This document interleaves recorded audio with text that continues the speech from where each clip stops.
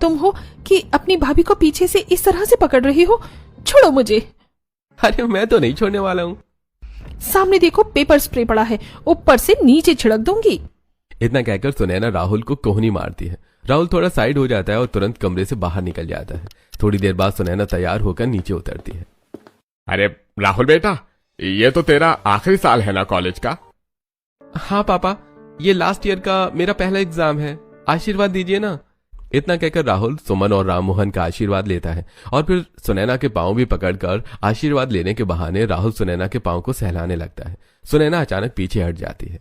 ये फिर बदतमीजी करने लगा। राहुल, तू अपनी भाभी के पैर क्यों छू रहा है? हाँ माँ, भाभी भी तुम्हारी समान होती हैं, इसलिए उनका भी आशीर्वाद ले लिया। अरे बस कर पगले, अब क्या अपनी भाभी को रुलाएगा? जा एग्जाम देकर आ। राघव अपने भाई को कितना अच्छा समझते हैं, इसकी असलियत तो अब राघव को ही बतानी पड़ेगी। राहुल एग्जाम देने के लिए निकल जाता है। शाम होती है, राघव ऑफिस से घर आता है और अपने कमरे में कपड़े बदल रहा होता है। तभी सुनैना, आप अपने भाई को बहुत अच्छा देवर समझते हैं ना, पर असलियत कुछ और ही है। असलियत? कैसी असलियत?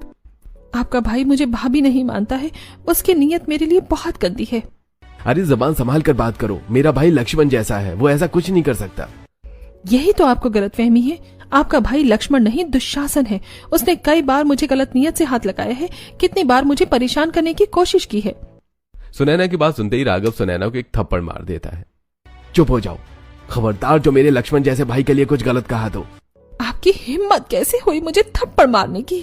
तुम्हारी हिम्मत कैसे हुई मेरे भाई को दुशासन कहने की? हैं?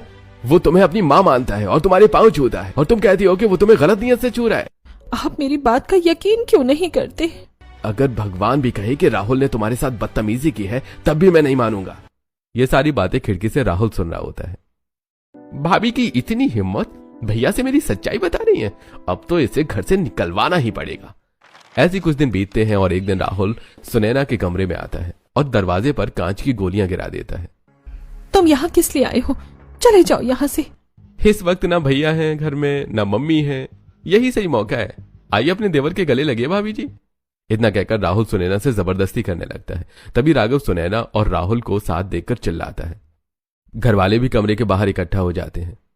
क्या हो रहा है यहाँ पर? भैया, भाभी मुझसे जबरदस्ती कर रही है। झूठ बोल रहा है ये मुझे जबरदस्ती करने की कोशिश कर रहा था। नहीं भैया, पता नहीं भाभी को क्या हो गया है। ये देखिए, उन्होंने कमरे में कांच की गोलियां बिखेर रखी थी और मुझे कमरे में बुलाया। कमरे में आते ही मैं फिसल गया और भाभी मुझे पकड़कर जबरदस्ती करने लगी। बहू, हम तुझे संस्कारी समझते थे, तूने तो अपने देवर पर ही अपनी नीयत गंदी कर ली। राहुल